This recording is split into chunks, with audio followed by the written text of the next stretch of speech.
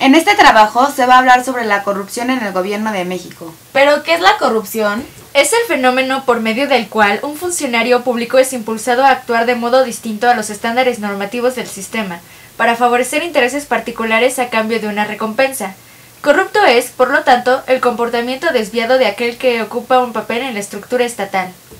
Cabe mencionar que el origen del problema de la corrupción de México comenzó desde la caída de México Tenochtitlán en 1521, cuando los españoles que estaban al cargo de las encomiendas comenzaron a abusar de su poder y a faltar a sus obligaciones, tales como el pago de los impuestos. Por eso, la cuota de tributos debía ser completada de alguna otra forma.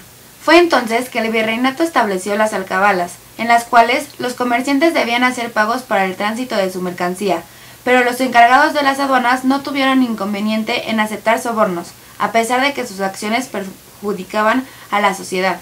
Está claro que las consecuencias de la corrupción es una de las mayores amenazas para la humanidad, porque, a lo largo del tiempo, se ha demostrado que destruye vidas y comunidades y, como si fuera poco, debilita a los países e instituciones, genera descontento, desestabiliza sociedades y exacerba tensiones provocando conflictos de gran violencia.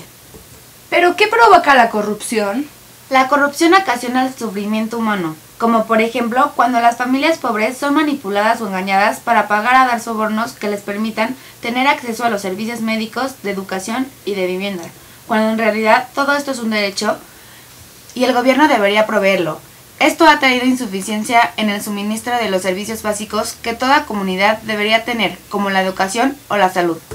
Desde el punto de vista ético, el problema de la corrupción es grave, porque afecta el bienestar común al provocar desconfianza en la sociedad.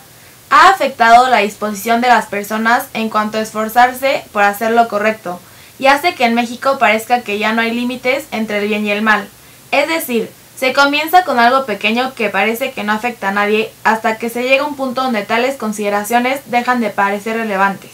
De acuerdo a las estadísticas, México se encuentra en el puesto 89 de 174 países, de acuerdo a un índice de la corrupción presente de los países de América. A continuación se muestra una tabla de la percepción de los ciudadanos sobre el estado de corrupción en el país, según una encuesta llevada a cabo por el Transparency International. ¿Cómo podemos prevenirla? Algunos puntos para evitar la corrupción son legislación clara, cumplimiento, salario de los políticos y educación.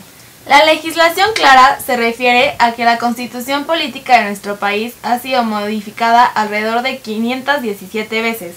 Con una ley suprema tan cambiante, cada persona opta por seguir reglas propias.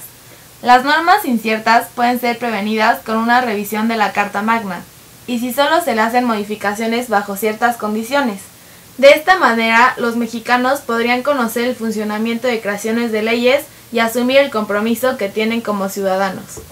El cumplimiento es una forma de impedir la impunidad y la falta de consecuencias jurídicas por medio de la aplicación rápida y eficiente de la justicia.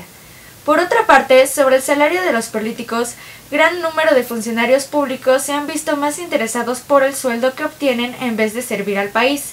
Por lo tanto, una medida de prevención sería ajustar el sueldo de los servidores públicos a una media adecuada y cercana a la realidad del resto de los mexicanos.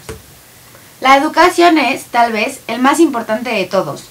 Inculcar los valores desde temprana edad puede ser la diferencia entre un adulto responsable y uno al que no le importa pasar sobre otros para cumplir sus propósitos.